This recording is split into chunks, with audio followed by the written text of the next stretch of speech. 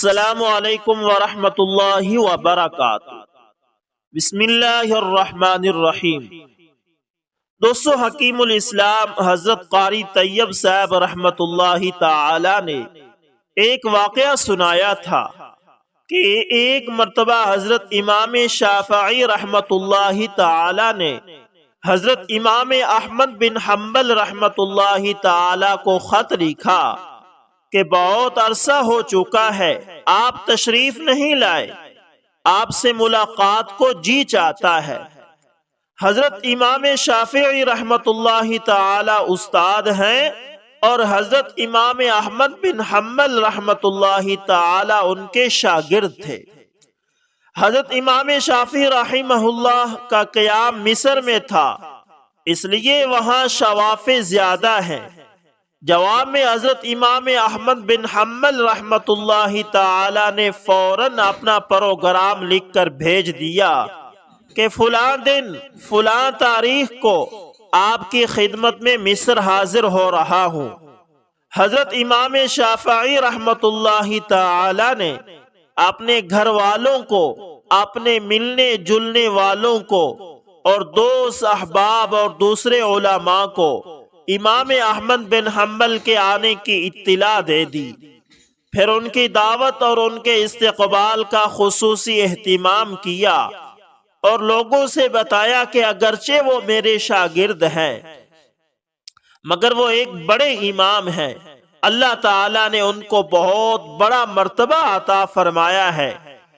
چنانچہ جس دن ان کو پہنچنا تھا اس دن امام شافعی رحمت اللہ تعالی اپنے شاگردوں اور دوسرے علماء کرام کو لے کر ان کے استقبال کے لیے شہر سے بحر تشریف لے گئے۔ اس وقت مصر کے جو بادشاہ تھے وہ بھی حضرت امام شافعی رحمت اللہ تعالی کے معتقد تھے، وہ بھی امام صاحب کے ساتھ استقبال کے لیے چلے آئے اور پھر بادشاہ کے ساتھ ان کے اراکین دولت بھی، وزراء اور امراء بھی آ گئے۔ وقت مقررہ پر حضرت امام احمد بن حنبل رحمت اللہ تعالی پہنچ گئے۔ حضرت امام شافعی رحمت اللہ تعالی نے ان کا بڑا شاندار استقبال کیا اور پھر عزت و احترام کے ساتھ ان کو لے کر گھر پہنچ گئے اور ان کے لیے بہترین کھانے کا انتظام کیا۔ اس زمانے میں عام طور پر اولیاء اللہ اور بزرگوں کی شان یہ تھی کہ وہ کھانا بہت کم کھایا کرتے تھے اور رات بھر اللہ تعالی کی عبادت کیا کرتے تھے۔ جب حضرت امام احمد بن حنبل رحمت اللہ تعالی کھانا کھانے بیٹھے تو دیر تک اس طرح کھانا کھاتے رہے جیسے کئی روز کے بھوکے ہیں۔ باقی لوگ کھانا کھا کر اٹھ گئے مگر وہ کھاتے رہے۔ لوگ بہت متعجب ہوئے کہ حضرت امام شافعی رحمت اللہ تعالی نے تو ان کی تعریف کی تھی کہ یہ بڑے اللہ والے اور بڑے بزرگ انسان ہیں،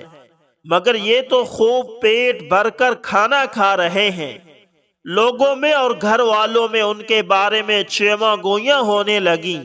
لیکن کوئی کچھ نہ بولا۔ پھر جس کمرے میں حضرت امام احمد بن حنبل رحمت اللہ تعالی کے لیے رات کے وقت آرام کرنے کا انتظام کیا گیا تھا، اس کمرے میں حضرت امام شافعی رحمت اللہ تعالی کی بچیوں نے ایک مصلی بچھا دیا، مسواک رکھ دی، استنجا کے لیے ڈھیلے اور پانی رکھ دیا اور وضو کے لیے لوٹا بھر کر پانی رکھ دیا تاکہ جب وہ رات کو تہجد کے لیے اٹھیں تو انہیں کسی قسم کی کوئی پریشانی نہ ہو۔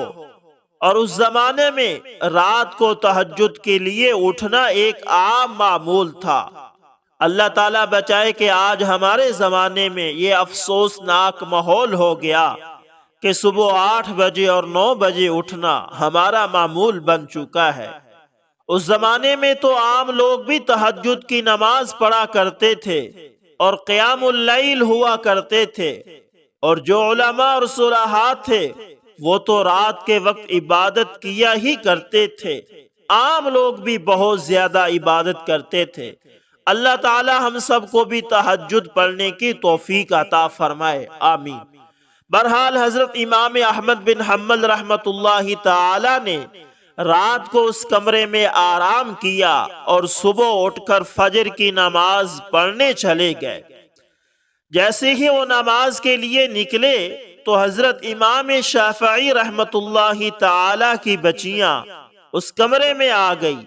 تو وہاں دیکھا کہ پانی کا لوٹا ویسے کا ویسا پانی سے بھرا ہوا ہے، نہ مسواک استعمال ہوئی، نہ ڈھیلے استعمال ہوئے، اور نہ وضو کے لیے پانی استعمال ہوا، سب کچھ جیسا تھا ویسے ہی رکھا ہوا ہے۔ اب ان کے دل میں یہ شبہ ہوا کہ شاید رات کو چونکہ زیادہ کھا لیا تھا، اس لیے ہو سکتا ہے کہ تہجد کی نماز کے لیے آنکھ نہیں کھل سکی۔ جب فجر کی نماز پڑھ کر حضرت امام احمد بن حنبل رحمت اللہ تعالی تشریف لائے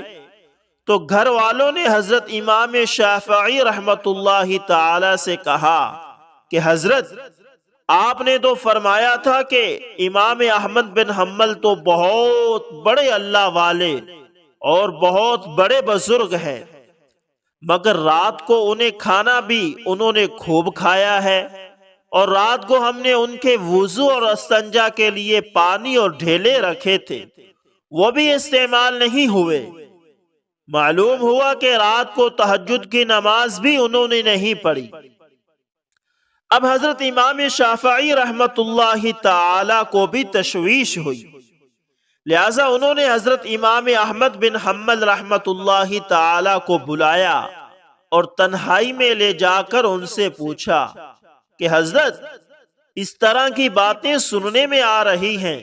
کہ آپ نے کھانا بھی غیر معمولی طور پر کچھ زیادہ کھایا،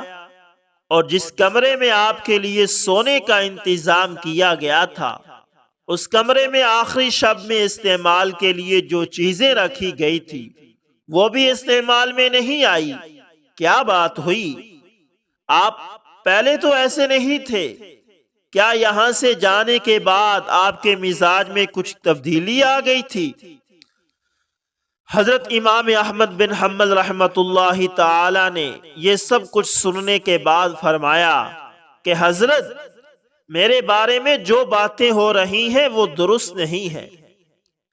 بلکہ بات کچھ اور ہے۔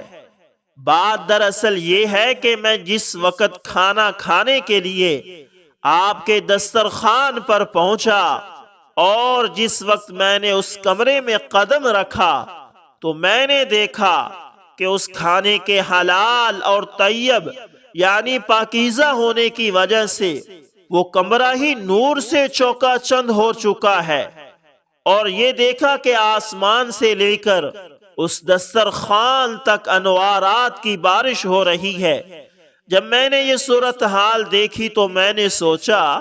کہ شاید اس سے زیادہ حلال اور طیب کھانا مجھے زندگی میں نہیں ملے گا، لہذا جتنا بھی زیادہ سے زیادہ اس کو کھایا جا سکا میں نے کھا لیا، اس لیے کہ اس کھانے کا ذرہ ذرہ ایمان اور دل کو روشن کرنے والا تھا، اس لیے مجھ سے جتنا زیادہ سے زیادہ کھانا کھایا جا سکا کھا لیا، اور میں نے یہ نہیں دیکھا کہ کون کتنا کھا رہا ہے اور کون میرے بارے میں کیا سوچ رہا ہے۔ جہاں تک مجھ میں کھانے کی سکھ تھی میں کھاتا گیا، اور پھر حلال کھانے سے بدہضمی بھی نہیں ہوتی، بلکہ وہ تو سریع الہضم ہوتا ہے اور اندر جا کر جزو بدن بن جاتا ہے اور روح کو منور کرنے کا ذریعہ بن جاتا ہے۔ الحمدللہ میں نے اس کا اثر محسوس کیا۔ کھانا کھانے کے بعد نہ تو مجھے بدہضمی ہوئی اور نہ مجھے کوئی تکلیف ہوئی۔ پھر کھانا کھانے کے بعد عشاء کی نماز سے فارغ ہو کر جب میں اس کمرے میں پہنچا جہاں آپ نے میرے لیے آرام کا انتظام کیا تھا، وہاں جا کر تو میری حالت ہی بدلی ہوئی تھی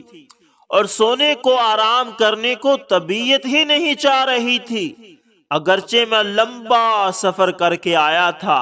مگر اس کھانے میں اتنی غذائیت اور توانائی تھی کہ میری تھکان بھی ختم ہو گئی اور سستی بھی جاتی رہی،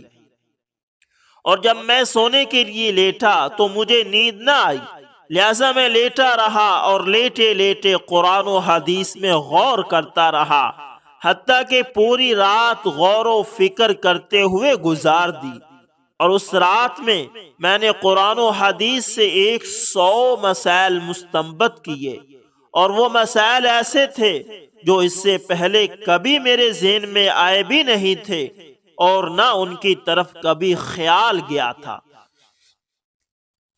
لیکن جب آج کی رات میں نے غور کیا تو مجھے ایسا محسوس ہوا کہ قرآن و حدیث کے علوم اور اسرار میرے سامنے کھلے ہوئے ہیں، تمام مسائل کی تفصیل اور جوابات میرے ذہن میں آتے چلے گئے، اور صبح تک میں مسائل کا استنباط کرتا رہا۔ اسی حالت میں صبح ہو گئی۔ یہ سب آپ کے کھانے کا اثر تھا جو رات بھر میں نے محسوس کیا، اس لیے تہجد کے وقت نہ تو لوٹا استعمال کرنے کی ضرورت پیش آئی اور نہ مسواک کی ضرورت پیش آئی، اور وہی عشاء کا وضو میرے لیے فجر میں کام آیا۔ یہ سن کر حضرت امام شافعی رحمت اللہ تعالی نے پھر اپنے گھر والوں کو حقیقت حال بتائی، اور جو لوگ ان کے بارے میں غلط قسم کی باتیں کر رہے تھے ان سے کہا کہ تم نے امام احمد بن حنبل رحمت اللہ تعالی کی شان میں گستاخی کی ہے، لہذا ان سے جا کر معافی مانگو۔ ان کا تو یہ حال تھا۔ دوستو، واقعی ہمارے اندر جو دین کا جذبہ نہیں ہے اور دین کی طرف میلان نہیں ہے، جبکہ ہم جانتے ہیں کہ دین برحق ہے اور آخرت برحق ہے، اور ہمیں آخرت کی طرف متوجہ ہونا بھی چاہیے، پھر بھی دل اس طرف نہیں آتا، اس کی وجہ کیا ہے؟ دراصل اس کی وجہ یہ ہے کہ ہماری غذا میں مشتبہ غذا کا بڑا دخل ہے، اس لیے ہم حرام اور مشتبہ غذا سے بچنے کی کوشش کریں، خود بھی بچیں اور اپنے گھر والوں کو اور اپنے بچوں کو بھی حرام اور مشتبہ غذا سے بچائیں، کہ کسی کے پیٹ میں حرام اور مشتبہ غذا نہ جانے پائے، ورنہ اس کے وبال سے نہ بچ سکیں گے۔ اللہ تعالی ہم سب کو حلال اور طیب روزی عطا فرمائے اور حرام غذا سے ہم سب کی حفاظت فرمائے۔ تو دوستو، امید کرتا ہوں آپ کو ویڈیو اچھی لگی ہوگی۔ اگر دوستو یہ ویڈیو آپ کو اچھی لگے، پسند آئے، تو لائک شیئر کومنٹ لازمی کریں، اور اگر آپ ہمارے channel AS information T V پر نئے ہیں تو دوستو اس کو بھی لازمی سبسکرائب کریں، اور ساتھ میں بیل کے نشان کو دبانا دوستو نہ بھولیا کریں، تاکہ ہر نئی آنے والی ویڈیو کا نوٹیفیکیشن سب سے پہلے آپ تک پہنچتا رہے۔ دوستو، یہ تمام واقعات مستند ہیں، ان کی سند اور کتب ہمارے پاس ہیں۔ اگر آپ کو کسی قسم کا کوئی شک شبہ ہو، آپ کسی واقعے کی سند حاصل کرنا چاہیں یا حوالہ حاصل کرنا چاہیں، تو آپ کمنٹ لازمی کریں۔ تو دوستو، ملتے ہیں کسی نیکسٹ اچھی سی ویڈیو کے اندر، تب تک کے لیے اللہ حافظ۔